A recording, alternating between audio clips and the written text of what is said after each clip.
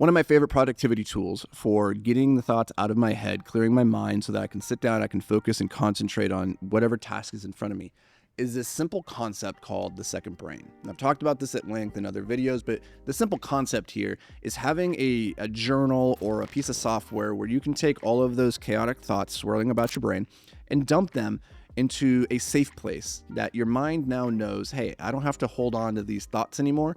They're retained. I can come back to it later. We're closing the open cognitive loops, which allows us to then focus our cognitive bandwidth on the singular tasks that matter most to us in that moment, right? So the second brain, or these ideas of keeping a journal, very, very powerful, very impactful, and I highly recommend it. But I noticed that a lot of people make mistakes when it comes to keeping a second brain or when it comes to taking notes. And I was thinking about this because Anuj asked me a question to kind of prompt, this podcast was, you read a lot of books, you read a lot of information, and you take a lot of notes, and you seem to have a pretty organized system of taking notes and then putting it into a database. So he wanted to know more about that system. And the thing that jumped out to me immediately was I think people have a misconception about what I do with my notes or these information gathering systems or the second brain in general. I think a lot of people believe I read a book, let's say, I take the notes, I put it into my system, and then I review it later, or I have this database that I go and review later. That reviewing part never actually happens. I put stuff into my second brain, and I almost never go back to my second brain to actually deal with it, to look at it, right? Because I don't need to. That it's really just a collection of thoughts and information, and it's in the documenting it, it's in the writing it that I'm releasing it, or that I'm securing it in my brain, right? Because when we write something down, it's more likely that we're going to remember it. We engage more areas of our brain. And so my note-taking process, for instance, on a book, if I read a book, here's how I read. I read the book. As I go through, I highlight lines that are of interest to me. When I'm done, I go and I physically write those lines into a journal or into, say, Readwise or to Notion, right? I physically write those notes from the book into the note-taking app. But then I don't go back, because it's in the writing it, it's in the transferring it that I'm locking in the information. And then if there's something in there that triggers me, that makes me think deeply, what I do then is I put that over into my content file.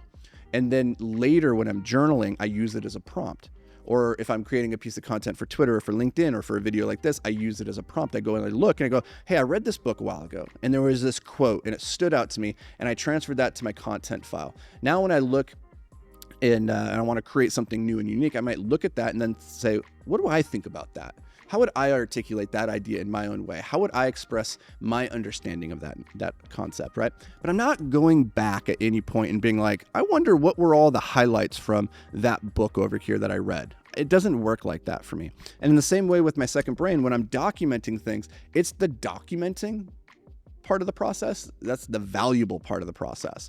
It's not the reviewing. It's not going back and actually looking at the whole thing. You can do that for sure if you're ever sitting around wondering, what should I be working on next? But here's the thing. The things that we put into our second brain are typically not terribly important things. Like the to-do list, all those things, like I got to do the laundry, I got to take out this thing, I got to do this other thing, right? They're the little tasks. They might be urgent and we're swirling about our brains because we don't want to forget it, but they're not usually the important things. You don't really need to write down the important things in life, right? You're not going to forget the important things. And so what you're really trying to do is you're trying to get the junk out of your brain and into the second brain. And that's why I don't go back and really deal with it. Because once the junk's out, I go, oh yeah, that was junk, right? And there's a process of sorting it in my mind where I go, oh, that was important. I'm not going to forget the important thing. Like that's not even with ADHD the big concern that I have. The big concern that I have is I'm going to lose the important thing amidst the maelstrom of all the crappy junky thoughts. And so the second brain is all about getting the junky thoughts out of the way so I have clarity about the big important thoughts.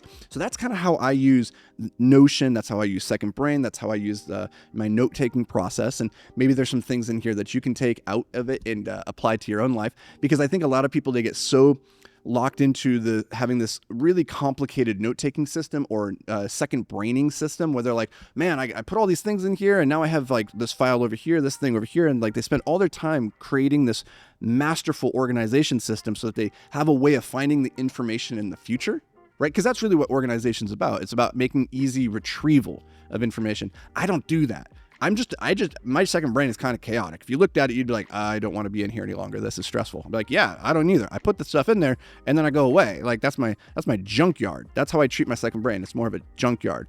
And so I don't need easy information retrieval because the important stuff doesn't need to be retrieved. It's there. It's not going anywhere. So hope this brings you a little bit of value, a little bit of insight into maybe a different way of operating. I'm not saying it's the right way. I'm just saying it's my way.